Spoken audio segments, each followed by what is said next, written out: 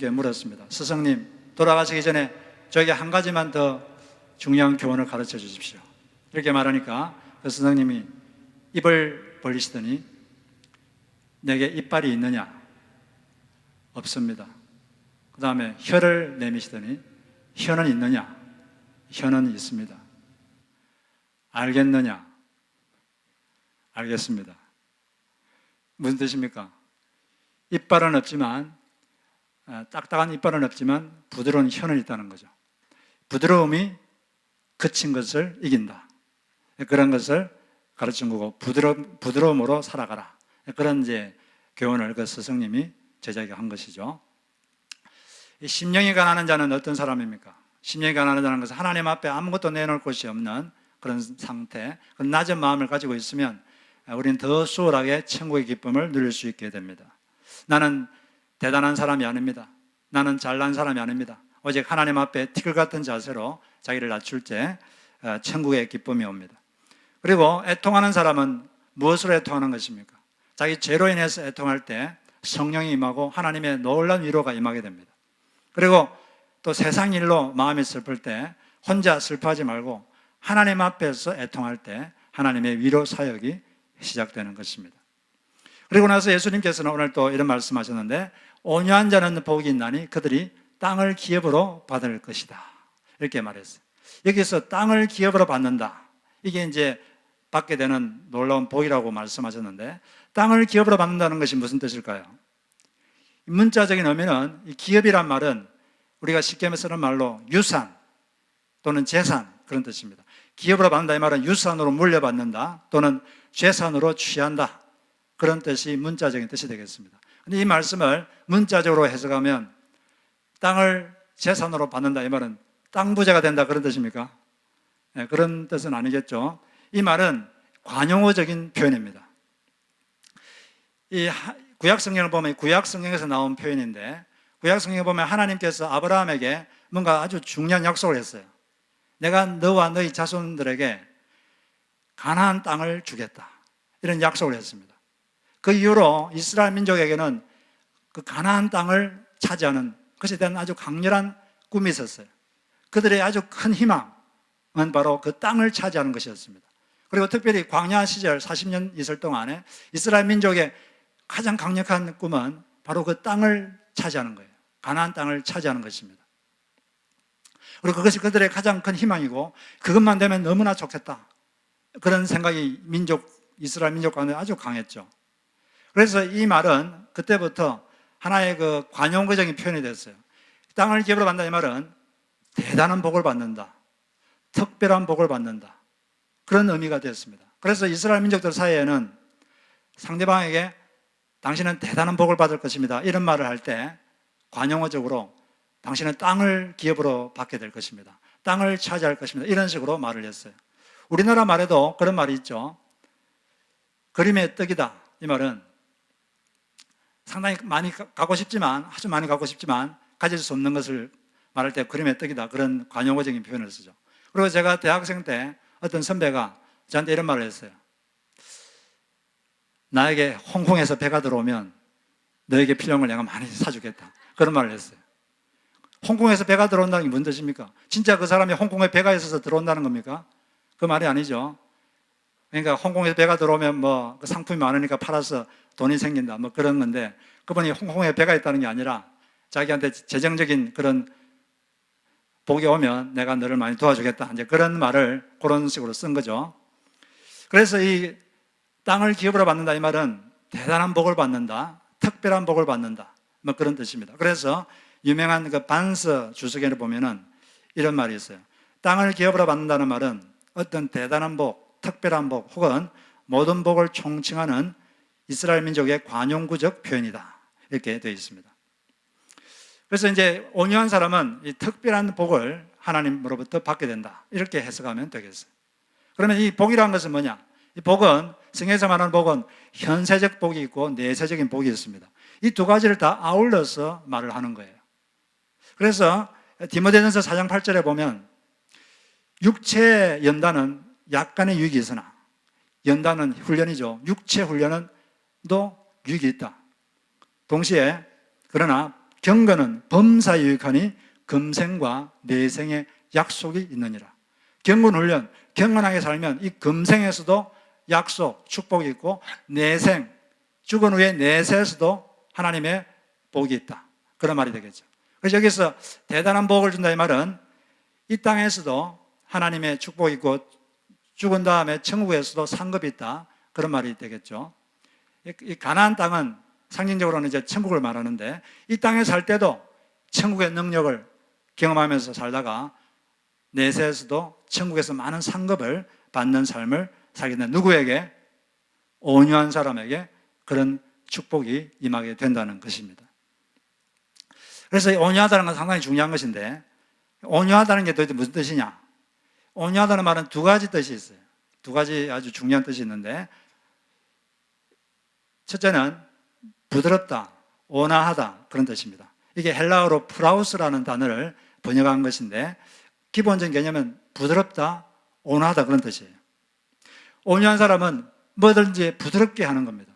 말을 해도 부드럽게 하는 사람, 말을 좀 부드럽게 하는 사람이 있고 좀 거칠게 하는 사람이 있죠. 말을 부드럽게 하고 행동도 부드럽고 온화하게 하는 사람, 그런 사람이 온유한 사람입니다. 그런데 우리가 삶을 살다 보면 어떤 분야에서든지 뭔가 능통하고 실력이 좋은 사람은 부드러워요. 제 아들이 지금 피아노를 배우고 있는데 몇 년 전에 피아노를 처음 칠 때는 이 손가락이 아주 거칠었어요. 이 손가락이 그냥 지멋대로 갔는데 요즘 보면 이 손가락의 놀림이 아주 부드럽습니다. 그래서 저는 이 피아노 음악을 좋아하는데 가끔씩 피아노 치는 피아니스트들의 비디오를 보면은 소리도 아름답지만 그 손놀림이 예술입니다. 그냥 손놀림만 봐도 너무나 이게 예술적이고 아름다워요. 뭐든지 사람이 어떤 분야에 능통해지면 사람이 부드러워져요. 말도 부드러워지고 모든 게 부드럽습니다. 부드럽지만 이게 파워가 있죠. 그리고 무술하는 사람들도 무술 초짜들은 아주 힘이 많이 들어가요. 거칠고. 근데 별로 싸움을 못해요. 근데 무술 고단자들은 아주 부드럽습니다. 근데 아주 파워가 있어요. 상대방을 제압해버립니다. 그래서 이 뭐든지 이 능통하고 완숙한 사람은 부드럽습니다. 말도 부드럽고 행동도 부드럽고 모두 부드럽게 해요. 그래서 이 말씀은 사실은 시편 37편 11절에 다윗의 시를 예수님이 인용한 거예요. 시편 37장 11절에 보면 그러나 온유한 자들은 땅을 차지하며 풍부한 화평으로 즐기리로다. 즐거워하리로다. 이런 말씀이 있는데 여기서 온유한 말이 나왔죠. 이 온유한 이게 히브리어가 아나브라는 단어인데 이 말은 아나라는 동사에서 나왔어요. 아나라는 말은 무슨 뜻이냐면 고난당하다. 또는 훈련 차원에서 고난당하다. 그런 뜻이 아나하고 거기에서 온유한 이런 단어가 나왔습니다. 어떻게 온유한 사람이 되느냐? 많은 역경을 통해서 사람은 온유해집니다. 부드러워져요. 목하는 부분이 다듬어지고 거칠었던 언어가 부드럽게 되고 사람을 보는 매서운 눈이 날카로운 눈이 부드러워집니다. 그리고 날카로운 이 언어가 부드러워져요. 사람은 성숙할수록 사람은 따뜻해집니다. 어떤 사람이 영성의 사람인가? 영성의 사람은 따뜻한 사람이에요. 사람이 영성이 충만해져서 그 사람은 따뜻해집니다. 부드러워져요. 누구나 그 사람 옆에 가고 싶습니다. 그게 바로 영성이 큰 사람의 특징이에요. 영성이 그러지 않은 사람은 차가워요. 딱딱하고 날카롭습니다.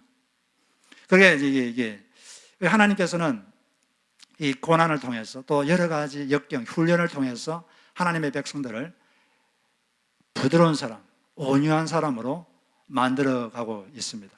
온유한 사람에 대해서 하나님이 주고 싶은 대단한 복, 특별한 복을 그들에게 주고 싶은 거죠. 온유하다는 것은 그리스도인들이 갖춰야 될 아주 중요한 성품인데 그래서 디모데후서 2장 24절로 25절에 보면 주의 종은 마땅히 다투지 아니하고 모든 사람을 대하여 온유하며 가르치기를 잘하며 참으며 거역하는 자를 온유함으로 훈계할지니 혹 하나님이 그들에게 회개함을 주사 진리를 알게 하실까 하며 주의 사람은 모든 사람이 다 온유하다는 거예요. 다투지 않는다. 웬만하면 다툼을 피합니다. 다른 사람 온유하고 참고 거역하는 사람이 있더라도 온유하게 훈계합니다. 어떻게 온유하게 할 수 있냐면 하나님이 이 사람에게 뭔가 깨닫게 하실 것이다. 하나님이 하실 것이다. 이런 마음이 있기 때문에 부드러울 수 있어요. 사람이 언제 부드러울 수 있어요? 하나님이 하신다는 믿음이 없으면 사람은 조급해지고 부드러워지지 않아요. 자기도 모르게 거칠어집니다. 갈라디아서 6장 1절에도 보면 어떤 사람이 잘못하면 너희들은 온유한 심령으로 그런 사람을 회복시켜라. 뭐든지 온유하게 해야 된다. 부드럽게 하라는 거죠. 에베소 4장 이전에는 모든 겸손과 온유를 하고 오래 참음으로 사랑 가운데서 서로 용납하라.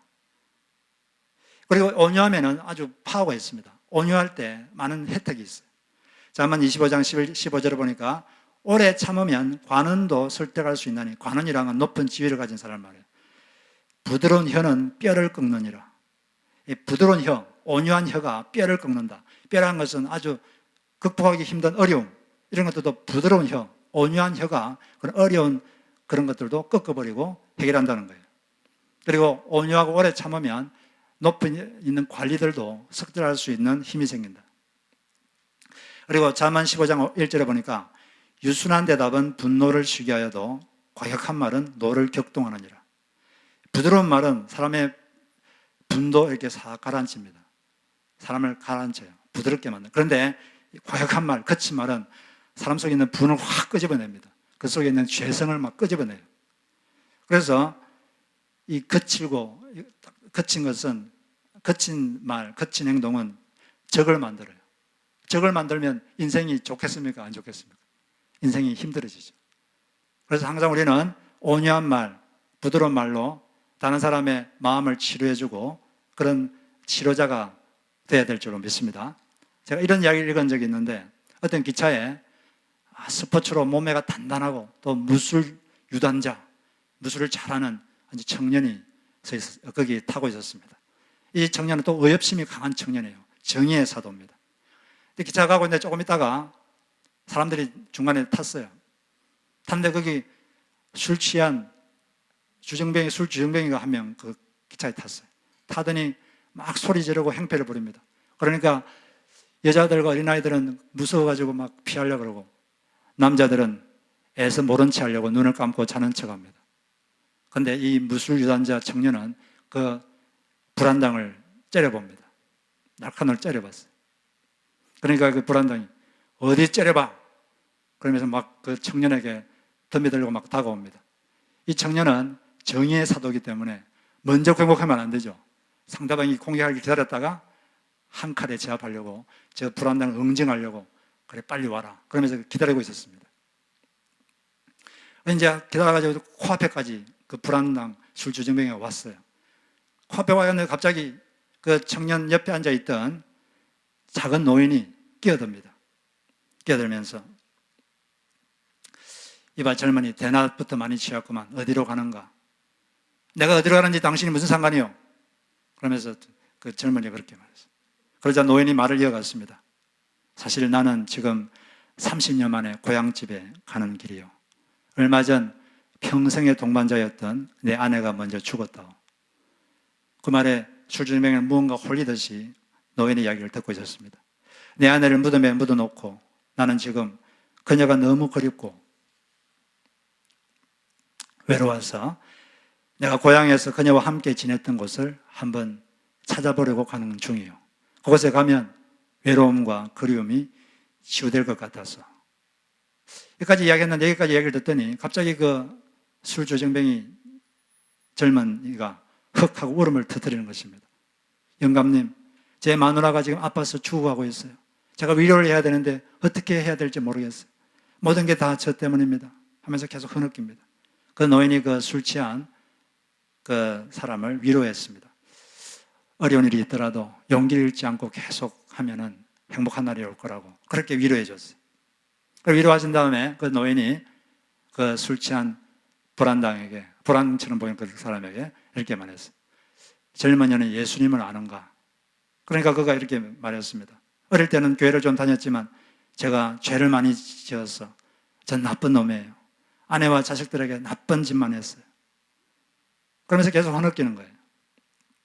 그 노인은 그 청년에게 하나님이 당신을 사랑한다고 이렇게 말해주고, 그리고 위에서 기도를 해줬습니다. 그걸 보고 있던 그 무술 유단자 청년은 부끄러워서 원래 좀 더 가야 되는데 그 역에서 내렸어요. 왜냐하면 그 무술유단자 청년은 힘으로, 폭력으로 그 못된 불안당을 응징하려고 했지만 그 노인은 따뜻함과 사랑과 온유함으로 그 불안당을 치유해 주었습니다. 그 청년은 술 취한 사람을 징계해야 될 악인으로 보았다면 그 노인은 그를 상처 입고 망가진 치유가 필요한 불쌍한 존재로 보았던 것입니다. 우리는 모두 다 이 치유가 필요한 불쌍한 존재들입니다. 따라서 우리는 모든 사람들에게 서로 온유할 필요가 있어요. 따뜻하게 대할 필요가 있고 따뜻하게 그들을 치유해 줄 필요가 있는 것입니다. 겸손과 온유로 대할 때 하나님이 그 사람을 통해서 많은 일을 하는 거예요. 성경에는 온유한 인물들이 많지만 그 중에 대표적인 사람이 모세죠. 모세는 민수기 12장 3절에 보면 이 사람 모세는 온유함이 지면의 모든 사람보다 더 성하였더라. 아주 온유했던 사람이다 이렇게 말하는데 모세가 처음부터 그랬던 사람은 아닙니다. 처음에 자기의 목적을 달성하려고 민족 해방을 이루려고 사람을 자기가 때려 죽였어요. 사람을 때려서 죽일 정도면 아주 몸에 힘도 좋고 혈기가 대단한 사람이에요. 그런데 나중에는 이 땅의 모든 사람보다 더 온유한 사람이 되었다 이런 평가를 받았는데 어떻게 이렇게 됐습니까? 바로 히브리 아나브라는 단어처럼 그 연단을 받으면서 훈련받으면서 역경을 통과하면서 그렇게 된 거예요. 그런데 이 모세가 잘 하다가 40년 동안 이제 이스라엘 민족을 광야에서 잘 이렇게 데리고 왔습니다. 막 사람들이 반항하고 거역해도 하나님 앞에 그냥 엎드려서 기도하고 그렇게 온유하게 잘 했어요. 그런데 마지막 단계에서 실수를 해버리고 말았습니다.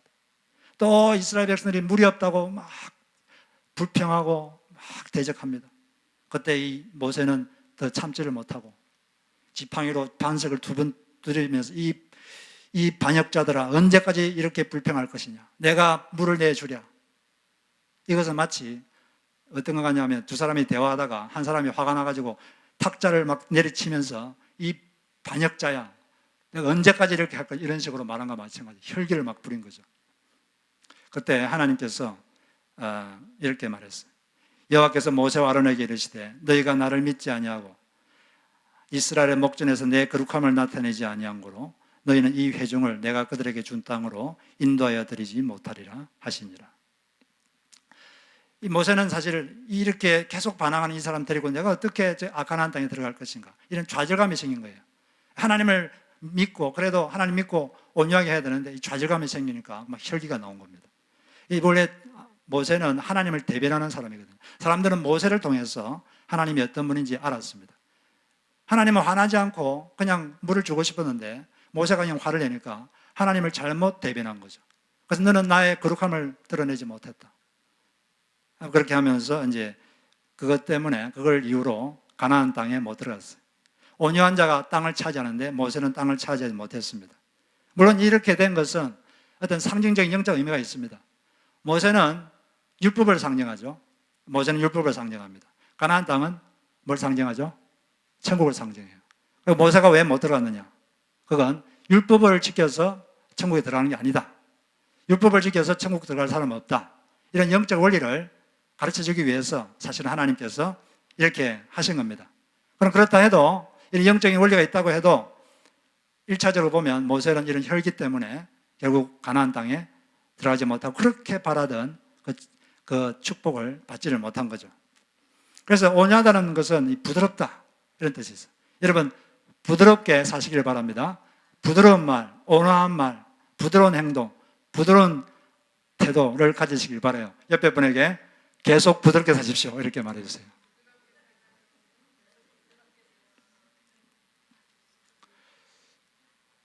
두 번째로 이 온유하다는 말에는 어떤 뜻이냐면 어떤 힘을 통제하에 사용하는 상태, 그런 상태가 프라우스, 온유한 상태입니다. 자기 고집을 버리고 주인의 통제하에 자신의 재능과 힘을 부드럽게 사용하는 상태, 이게 온유한 상태예요.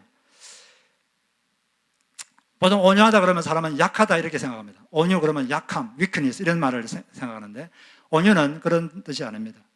오히려 온유에는 이 프라우스라는 단어는 하나님의 능력을 하나님의 통제하에 발휘한다 그런 개념이 들어있어요.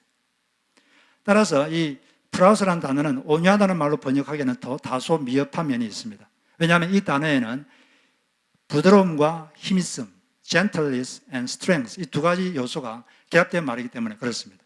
그래서 온유한 상태를 가장 잘 이렇게 표현하는 게 어떤 거냐면은 길들여진 야생마, 야생마가 길들여진 상태, 이게 바로 온유한 상태예요. 야생마는 대단한 파워가 있습니다. 야생마는 시속 50마일로 막 달릴 수도 있어요. 강력한 파워가 있는데 길들이지 않으면 아무 때나 달려가고 아무 때나 그냥 막 들이받고 막 그럽니다. 근데 길을 딱 들이면 주인이 서라 그러면 서고 가라 그러면 가요. 통제하에서 자기 힘이 딱 발휘되죠. 이게 바로 이 길들여진 상태에서 힘을 쓰는 상태, 이게 바로 온유한 상태입니다. 이런 말이 있죠. 진돗개도 훈련받지 않으면 똥개다, 그런 말이 있는데, 진돗개는 상당히 똑똑합니다. 그리고 아주 힘이 세요. 이 진돗개는 원래 사냥개입니다. 사냥개이기 때문에 공격성이 강하고 상당히 사냥을 잘해요. 그런데 이 진돗개가 훈련을 못 받으면, 이 시골 가면은 할머니, 할아버지들 진돗개를 그냥 훈련을 안 시키고 줄에다 그냥 매놔요. 이 줄에 매놨다가 갑자기 줄을 풀어주면 이 진돗개의 공격성이 드러납니다. 그래서 아무나 물어요, 그냥. 그래서 이 한국에서 개 물린 사고의 50% 이상은 다 진돗개에 물린 거라고 합니다. 그리고 죽기도 해요, 사람이. 그만큼 이 힘이 셉니다. 그런데 이 진돗개가 잘 훈련받으면 이 진돗개는 주인 말에 절대 순종합니다. 주인이 말하면 무조건 주인의 말만 들어요. 그런데 처음에 자기를 훈련시킨 이 주인 말만 들어요. 두 번째 주인은 없습니다. 오직 한 주인밖에 용납하지 않아요. 그래서 이 진돗개는 군대에서는 사용할 수가 없다고 합니다. 왜냐하면 군대 가면 자꾸 사람이 바뀌잖아요. 처음에 훈련하는 그 병사 말만 듣기 때문에 별로 안 쓰는데, 진돗개는 주인 말만 들어요. 주인 말만 듣고 주인이 말하면 듣습니다. 주인이 하라 그러면 무조건 합니다. 똥개들은 그렇지 않죠. 똥개들은 막 아무 때나 막 짖고, 또 설사 지금 누구한테 달려들어야 되는데 달려들어라 그러면 자기보다 크면 그냥 겁이 나서 도망가고. 그런데 온유한 사람은 이 진돗개, 훈련받은 진돗개처럼 주님이 하라면 하고 그만하면 그만하고 이렇게 합니다. 오직 주인의 말만 들어요. 다윗은 평소에는 아주 부드러운 사람이었습니다. 시를 짓고 음악을 연주하고 하도 부드러운 찬양자였어요. 그런데 하나님께서 자기 주인이신 주님께서 어느 날 감동을 주셨어요. 저 골리앗에게 덤벼들어라. 모든 사람이 골리앗을 두려워 떨고 있는데 하나님께서 골리앗을 네가 덤벼들어라. 그랬을 때 두말하지 않고 그 골리앗에 덤벼들었습니다. 그러면 어떻게 말하면서 덤벼들었습니까? 사무엘상 17장 47절, 여호와의 구원하심이 칼과 창에 있지 아니함을 이 무리에게 알게 하리라. 전쟁은 여호와께 속한 것인즉 그가 너희를 우리 손에 넘기시리라. 그는 오직 주님의 말씀만 듣고 그렇게 행동한 거죠. 우리는 이렇게 자기 고집을 버리고 오직 주님의 말에 따라 자기의 힘, 재능을 사용하는 상태, 이런 사람이 되어야 됩니다.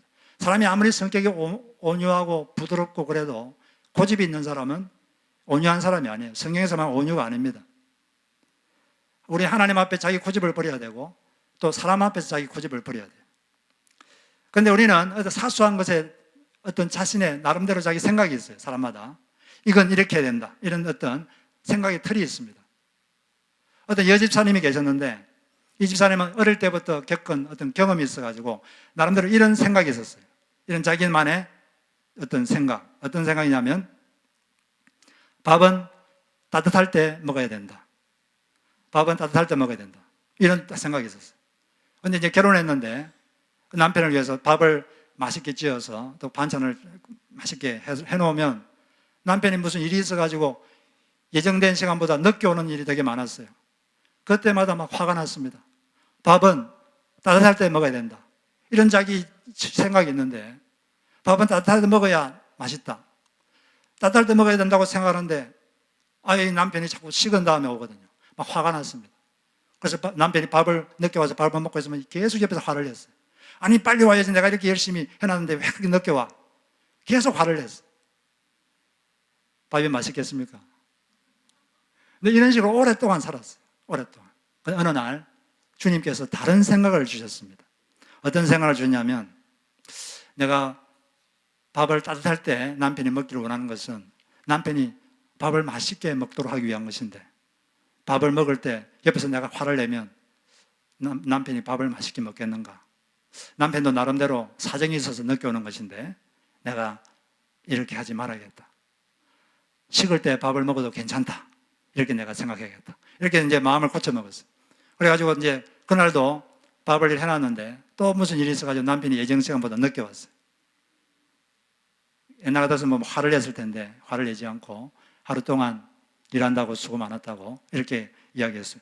그러니까 자기도 기분이 좋아지고 남편과도 관계도 좋아지고 아주 좋았습니다. 사람마다 이렇게 뭔가 사소한 것인데 나름대로 뭐 생각이 있어요. 생각의 틀. 이건 이래야 된다. 저건 저래야 된다. 이런 게 다 사람마다 있습니다. 근데 만약 그게 주님의 뜻과 맞으면 그렇게 하면 되지만 그렇지 않다면 자기의 생각을 내놓을 줄 알아야 돼요. 그게 바로 온유한 사람입니다. 사람들은 이런 자기 나름대로의 생각의 틀을 꺾지를 못해서 많은 사람과 자꾸 부딪히고 자꾸 이렇게 다툼이 일어나고 그런 경우가 있습니다. 화도 나고 그런 걸 우리가 잘 한번 생각을 해봐야 되는 거죠. 예수님께서는 자기를 어떤 분이라고 스스로 말씀하셨어요. 나는 마음이 온유하고 겸손하다. 주님은 자신을 온유하다 그랬어요. 주님은 사실 부드럽고 아주 온화한 분이셨습니다. 그런데 이분은 자신의 뜻에 따라 행동한 게 아니라 아버지의 뜻이 뭐냐, 아버지가 뭘 원하느냐, 오직 아버지의 생각, 그에 따라서 예수님은 무슨 행동을 하셨어요. 요한복음 5장 30절을 보면 나는 나의 뜻대로 하려 하지 않고 나를 보내신 이의 뜻대로 하려 하노라. 아버지의 뜻대로 한다는 거죠. 예수님은 아주 엄청난 능력을 소유하셨지만 그분의 기분이나 그분의 뜻대로 하지 않고 오직 아버지의 뜻, 아버지가 하라고 하면 하고 아버지가 하지 말라면 하지 않았어요. 예수님께서 본격적으로 공생을 시작하시기 전에 사탄에게 시험을 받았습니다. 근데 그 시험은 사실 어떤 시험이냐면 예수님의 능력을 누구 뜻대로 사용할 것인가, 그걸 사실은 시험한 거예요. 사람이라는 게 능력이 없으면 유혹도 없습니다. 예수님은 돌을 떡으로 만들 수 있는 능력이 있었어요. 그런데 아버지가 그걸 원치 않았습니다. 그래서 예수님은 그렇게 하지 않았어요. 돌로 떡을 만들지 먹지 않았습니다. 아버지가 원치 않으니까. 할 수 있지만 하지 않았어요. 그리고 또 예수님은 성전 꼭대기에서 뛰어내릴 수 있습니다. 안전하게. 그러면 막 인기를 얻겠죠. 와, 대단하다. 그러나 아버지가 그걸 원치 않았어요. 아버지는 그런 인기의 삶이 아니라 섬김의 삶, 십자가의 삶, 십자가의 길이 아버지의 뜻이었기 때문에 그런 십자가의 방식, 섬김의 방식으로 자기 삶을 살은 거죠. 그리고 또 예수님은 마음만 먹으면 사탄과 타협해서 세상 부귀 영화를 다 누릴 수 있었어요. 마귀가 다 보여줬거든요. 네가 한번 절하면 다 주겠다. 할 수 있었습니다. 그러나 아버지의 뜻이 그게 아니었어요. 아버지는 이걸 원했어요. 주 너희 하나님께 경배하고 다만 그를 섬기라. 이게 아버지의 뜻이었습니다. 그래서 아버지의 뜻에 그냥 굴복했어요. 자신의 힘을, 자기 능력을 아버지의 통제하에 딱 둔 거죠. 오직 아버지의 뜻에만 반응했습니다. 자신의 기분, 자기의 욕망, 이게 반응하지 않은 거죠. 이게 바로 온유한 자입니다. 온유한 자는 부드러운 사람이에요. 부드럽고 동시에 고집이 없는 사람이에요. 성격은 부드러운데 나름대로 고집이 있어가지고 자기 기분대로, 자기 고집대로 하는 것은 온유한 사람이 아닙니다. 오직 한 주인만 용납하시기 바랍니다. 훈련받은 진돗개처럼 한 주인의 말만 듣고 그분이 하라면 하고 멈추라면 멈추고 가라면 가고 서라면 서고 이런 여러분 되시길 바랍니다. 제가 대학생 때 선교단체에 있었는데 거기서 서울 봉천동에 한 집을 빌려서 거기 7명이 살았어요. 그런데 잠자기 전에 매일 밤 10시에 모여가지고 하루 삶을 평가하고 또 기도하고 잠을 잤습니다. 어느 날 어떤 그 형제 중에 한 명이 밤늦게 여의도 시범 아파트에서 이제 아이들 가르치는 아르바이트를 하고 이제 오는데, 오는 길에 그 여의도 시범 아파트 거기 오고 있는데 거기 벤치에 어떤 사람이 앉아 있어요. 근데 되게 몸이 피곤하고 그래서 보통 같으면 그냥 지나치는데 이상하게 마음에 어떤 내면에서 말을 걸어봐라, 이런 자꾸 감동이 오는 거예요. 주님께서 나에게 저 사람과 말을 해보라는 소리구나, 그런 말씀이구나 생각이 들어서 피곤하고 귀찮았지만 자기 옛자는 그냥 집에 가라고 하지만 그냥 자기 옛자를 끊고 그 감동에 순종해서 그 사람한테 말을 걸었어요. 말을 그런데 이상하게 말을 잘 받아줍니다. 말을 잘 받아줘요. 그래서 말이 잘 됐어요. 그러면서 이 형제가 훈련받은 대로 하나님의 사랑에 대해서 또 복음에 대해서 나누었어요. 이분이, 이 젊은이가 예수님을 믿고 싶다는 거예요. 그 자리에서 예수님을 자기 삶에 영접했습니다. 근데 영접하고 나서 영접 기도를 끝내고 이 젊은이가 하는 말이, 사실 오늘 내가 너무 인생에 사는 게 힘들어서 내가 스스로 내 목숨을 끊으려고 그랬다. 근데 당신 말 듣고 보니 하나님이 나를 사랑한다 그러니 내가 계속 열심히 살아보겠다. 이런 말을 했다고 합니다.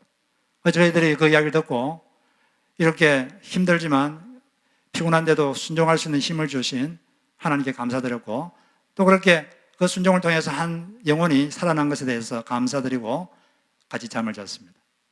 우리가 이렇게 하나님의 그 감동, 하나님의 지시에 따를 때 하나님께서 우리를 통해서 일을 하시는 거예요. 온유한 자. 우리 주변에 사실은 여러분들을 통해서 하나님의 사랑을 전해받아야 할 사람들이 있습니다. 우리가 한 달 뒤에 이제 새생명 수혈을 하는데, 여러분 주변에 아직 예수님을 못 만나고 또 교회를 못 만난 그런 사람이 있을 겁니다.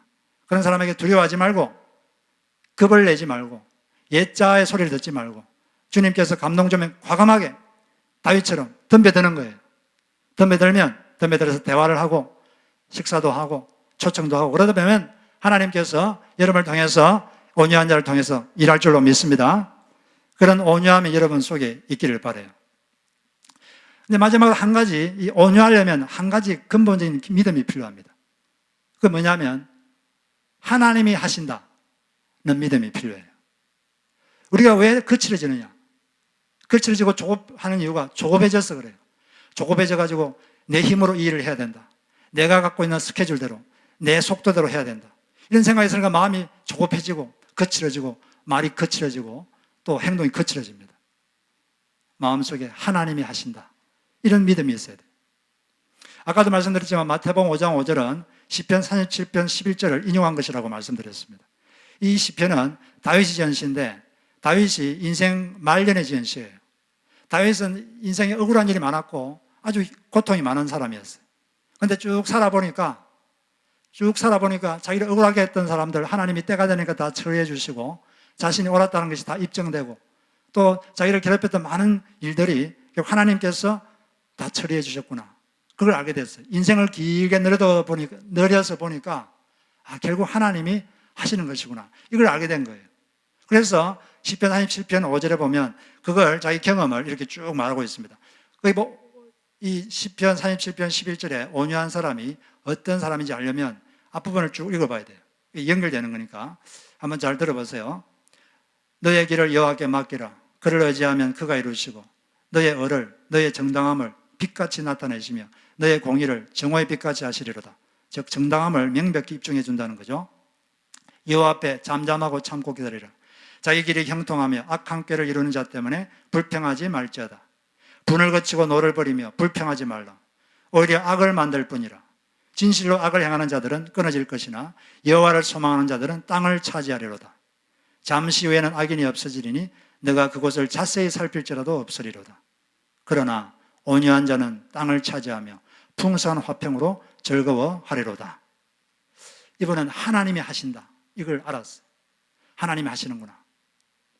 참아야 할 때는 잠잠히 참을 줄도 알고 기다릴 줄도 알고, 그게 하나님이 하신다는 걸 알았기 때문에 그렇게 할 수 있었고, 그래서 온유한 사람이 될 수 있었던 것입니다. 우리가 살다 보면 사람을 대하고 어떤 사건을 대하면 속에서 노여움이 확 올라올 때가 있을 겁니다. 여러분들 그런 걸 느낄 때가 있을 거예요. 속에서 혈기가 올라올 때가 있을 거예요. 근데 그 올라오는 혈기를 그대로 입으로 방출하면 혈기를 폭발하게 되고 자기도 다치고 듣는 사람도 다치게 돼요. 여기서 올라올 때 이걸 잘 컨트롤하는 방법 중에 하나가 숨을 길게 한번 내쉬면 된다. 이렇게 말하는 사람도 있어요. 그래서 상당히 도움이 됩니다. 그런데 진짜 도움이 되는 것은 속에서 뭐가 올라올 때 입을 벌려서 이렇게 말하는 겁니다. 하나님이 하십니다. 하나님이 하십시오. 그렇게 말하는 거예요. 올라오면 어떻게 말하라고 했습니까? 하나님이 하십니다. 하나님이 하십시오. 이렇게 하면 마음에서 여유가 생깁니다. 내가 막 하려고 그러면 조급해지거든요. 하나님이 하십니다. 하나님이 하십시오. 그럼 여기서 마음의 여유가 생겨요. 그리고 마음의 여유가 생기면 부드럽게 대화할 수도 있고 좀 더 마음이 잔잔해질 수 있어요. 그러면 실제로 하나님이 하십니다. 여러분 할 일을 하고 여러분이 해야 될 일은 최선을 다해서 하고 하나님이 기다리면 하나님께서 그 때가 될 때 하나님 일을 하시는 거예요. 그래서 마음속에서 뭔가 올라올 때 어떻게 하라고 했습니까? 하나님이 하십니다. 하나님이 하십시오. 이렇게 함으로써 여러분 속에 있는 그 거침, 조급함, 참지 못함, 혈기 이것을 잘 컨트롤하시고 온유한 사람들이 되시길 바랍니다. 부드럽고 주인의 통제하에서만 자기 힘을 사용하는 여러분 되시기 바라요. 우리는 많은 재능이 있어요. 언어의 재능, 물질의 재능, 건강의 재능, 많은 재능이 다 있습니다. 그걸 그렇게 사용하셔서 하나님께 쓰임 받으시고 땅을 기업으로 물려받는 대단한 하나님의 축복을 받는 여러분 되시기를 주의 이름으로 축복합니다.